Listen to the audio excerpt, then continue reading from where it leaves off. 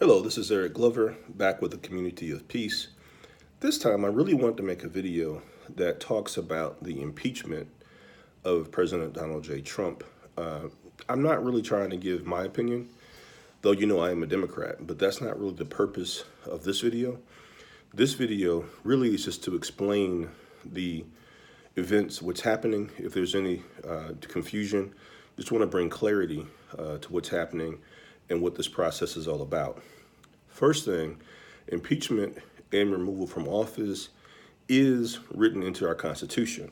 So the sources that I use for this video is the U.S. Constitution, and I'll use a little bit of the Encyclopedia Britannica. First, I want to read the impeachment and removal section of the Constitution of the United States. It's found in Article 2, Section 4, and it says, the President, Vice President, and all civil officers of the United States shall be removed from office on impeachment for and conviction of treason, bribery, or other high crimes and misdemeanors. So let's break that down. Impeachment, if you think about our criminal system, impeachment would be like, let's say, an indictment. Let's say if a person is arrested for a criminal offense, they will go before a grand jury and they may be indicted. In other words, the grand jury would say that whatever crime you are accused of committing, there is sufficient evidence of that crime that we should tide you over to a criminal case. So that indictment would be, for whatever number of counts. Let's say a person robbed a bank, let's just say. Okay, so you've got the bank robbery, that may be one count. You've got use of a firearm in the commission of a crime, that may be another count. You've got perhaps you injured somebody in the commission of the crime, aggravated battery, that may be a third count. So you'll say the grand jury has sent down a 3-count indictment in that case. So in this case, the U.S. House of Representatives serves, and this is a loose comparison, I'm just saying this so we can get a better, clear understanding.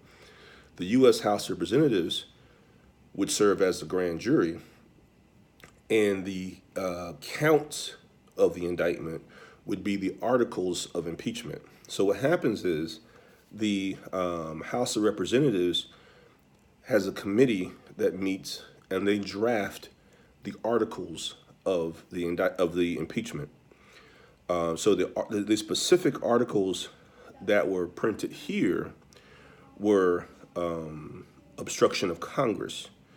And we know that President Trump, there were many times when the House of Representatives subpoenaed people to come to testify before the House during the impeachment research and investigation, and later the vote in the full House. And the Trump administration advised them not to come and testify.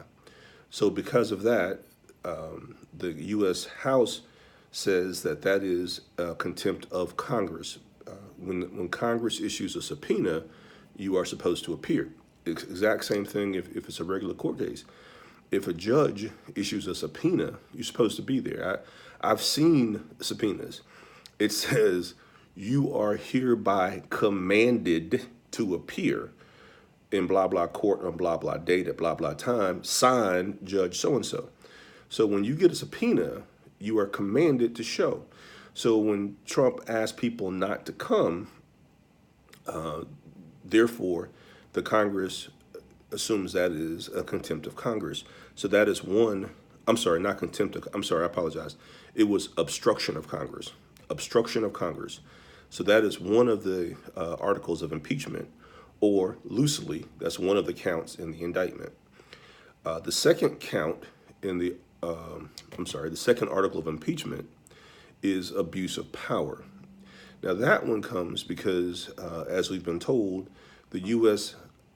Congress approved $400 million to be sent to Ukraine, which is a nation neighboring Russia. And Russia has been making very aggressive advances towards Ukraine. And we do know that historically, Joseph Stalin, way back in the 30s, actually invaded Ukraine and occupied Ukraine for decades. So the thought that Russia would try to invade Ukraine and control Ukraine as they have done in the past is a very real scare, a real possibility. So towards that end, the United States Congress approved $400 million to go to Ukraine for their defense against a potential Russian aggression. So what Donald Trump did, he called the Ukrainian president and he said to him, yeah, I got this money for you, but I need you to do me a favor. And that favor was to say that you're opening an investigation against Joseph Biden and Joseph Biden's son. For the well, this is part of, I'm not going to say for the purpose, I'm going to say, because that's part of the case. So I can't, pass that judgment. But the Democrat, many people believe, I'll say it that way, that Donald Trump's purpose was to hurt Joe Biden's chances of becoming president, thereby making him the president. And people believe that that is, he's trying to use outside influence, use the Ukrainian government to influence the U.S. election. And what they're saying is that's what happened in 2016. It was Russian influence.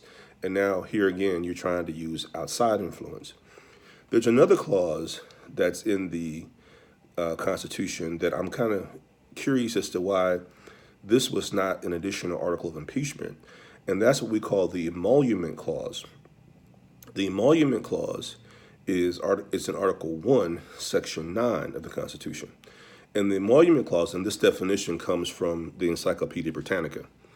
The emolument clause, also called the foreign emolument clause, is a provision of the United States Constitution, Article 1, Section 9, that generally prohibits federal office holders, so more than just the president, any federal office holder, from receiving gift, payment, or anything of value from a foreign state or its rulers. And we know that many foreign governments have been staying in Trump properties, and Trump has been profiting from these foreign powers staying in his properties. And the question is, are these foreign powers somehow getting some influence, or at least getting access to Donald Trump because they're staying in his properties and bringing money to the president? That's the Foreign Emoluments Clause, which is also in the Constitution. And there are many who believe that Donald Trump has violated the Emoluments Clause. So I'm just kind of curious as to why the Emolument Clause is not also an article of impeachment. So so again, once the House committee drafts the articles of impeachment, and that's already been done, with those two counts, not the Emoluments Clause, with abuse of power and obstruction of Congress. Those are the only two counts in the impeachment. The full House then votes on the articles. So in the House, and also in the full House vote for impeachment, the only requirement is a simple majority. So 50% plus one is all that's required in the House to impeach a president. So in the House, there are 435 total House members. Of those, 233 are Democrats, 197 are Republicans, there's one independent, and there's 4 vacancies. Well, we know that both articles of impeachment passed. I believe every Democrat, I think one Democrat voted against it, and Tulsi Gabbard from Hawaii voted present. And there were 1 or 2 Republicans who crossed over and voted for the impeachment as well. But for the most part, the Democrats voted to impeach, the Republicans voted to not impeach, for the most part. There were a few exceptions. Only 2 other U.S. presidents have ever been impeached, and that is Andrew Jackson and Bill Clinton. We know that Richard Nixon was under an investigation cloud. He most likely would have been impeached, and he most likely would have been removed from office, but he resigned before the impeachment vote actually came. So Richard Nixon was never actually officially impeached. Okay, so this is where we are now. Remember, let's go back to the Constitution. It says, the president, vice president, and all civil officers of the United States shall be removed from office on impeachment for, which has already happened, and conviction of. The conviction has not happened yet, whether it's treason, bribery, other high crimes, or misdemeanors. Okay, so where does the conviction take place? Well, the conviction takes place in the Senate. So what happens is the Senate, so the Speaker of the House, we know that's Nancy Pelosi, once the articles of impeachment have been approved in the House, and that has already happened, she will then advance the articles to the Senate. And an actual trial, a real for real trial, like a criminal trial, takes place in the Senate. Now, in that trial, the U.S. Supreme Court Chief Justice presides over the trial. The 100 senators of the Senate represent the jury. The House Speaker, Nancy Pelosi, will send certain Congress people, and I'm sure other attorneys as well, over to the Senate to act as the prosecution. The president will have his own defense attorneys. I guess Rudy Giuliani, who is the president's personal attorney, will coordinate or manage Donald Trump's defense. But there's a for real trial. Now, in the Senate, to actually remove the president, this is actual, if you are convicted in the Senate, you are removed from the presidency. Okay, this has never happened before in U.S. politics. Again, it would have happened, well, at least the numbers indicate that it would have happened with Nixon, but Nixon resigned before we got to that point. But no U.S. president has been removed through this process from the White House. But to actually remove the president, it requires a 2/3 majority, which means 67 of 100 senators have to vote to remove the president after the trial. Okay, now of the 100 senators, we have 53 Republicans, we have 45 Democrats, and we have 2 independents. Those are Bernie Sanders from Vermont and Angus King from Maine. Now, those 2 independent senators typically caucus with the Democrats. So, in effect, you could say, for all practical purposes, that there are 53 Republicans and 47 Democrats in the Senate. Now, if every Democratic senator, all 47, vote to remove Donald Trump from office, you will still need 20 Republican senators to cross over and also vote for removal. So if you get all the Democrats, now you probably won't get all the Democrats because there are some Democrats, I think Joe Manchin is an example, who is in West Virginia, which is a heavy Trump state. So some Democrats are kind of in a pickle because if they vote to remove the president, they will make their home constituency very upset. And in some cases, their home constituency is a Trump state. So there's some pressure on some Democratic senators who may be in those kinds of states to not vote for removal. Likewise, I'm sure there are some Republican senators who may be in states that voted for Hillary Clinton, and they may feel the pressure to vote to remove the president. So it may not be a 100% party line vote. But it's going to be difficult for the conviction because it's doubtful that you're going to get 20 Republican senators to vote to remove the president.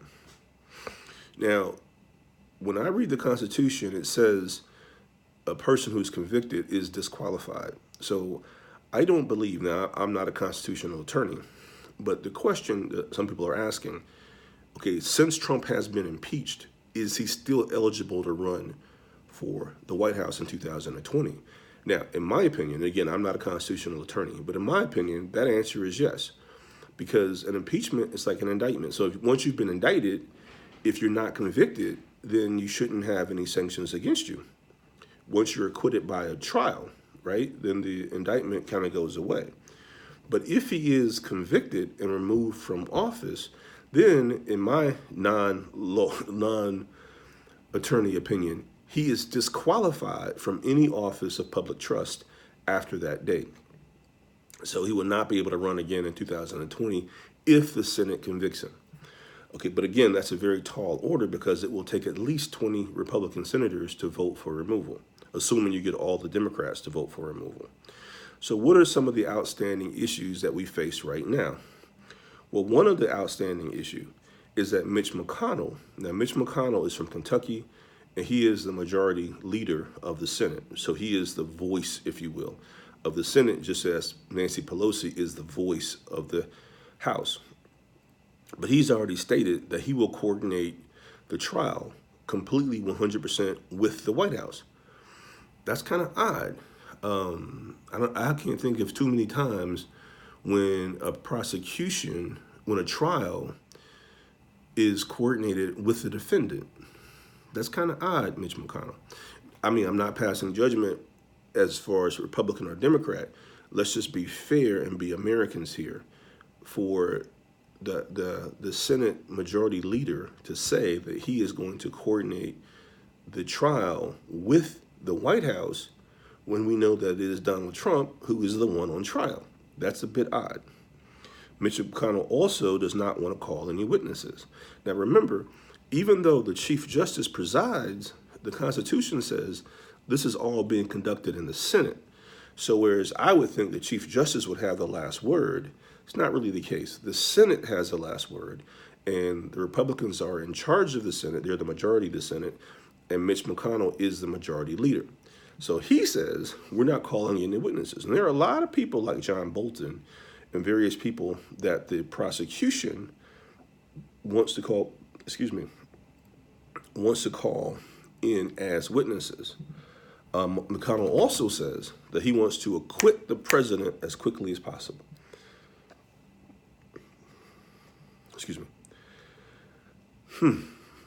Before the trial even starts, he says we want to acquit the president. It makes you wonder if he truly intends on having a fair trial. So Nancy Pelosi says, and remember, she's the Speaker of the House. She says, I'm going to hold the articles of impeachment. And remember now, she will pass the articles to the Senate. So right now, she's holding the articles in the House. She says, I'm not going to pass the articles to the Senate until I get assurances from McConnell that the trial is going to be a fair and impartial trial. That's interesting. So there we have it. I hope this explained the process. I hope we now have a better understanding of the impeachment and potential removal from the White House. Again, I try to keep my personal feelings to myself. I'm just trying to provide clarity to the situation. At the end of the day, this is our country. The Constitution was written in this way, specifically that if there were ever a rogue president, that president could be reined in. That's the specific reason why these things in the Constitution are included. So I hope that provided clarity. If you have any questions, you can please email me at thecommunityofpeace@gmail.com or put them in the comments below. If you like our content, please subscribe to the Community of Peace and click the notify button so you will be notified of any new posts that come out. God bless you. May heaven smile upon you.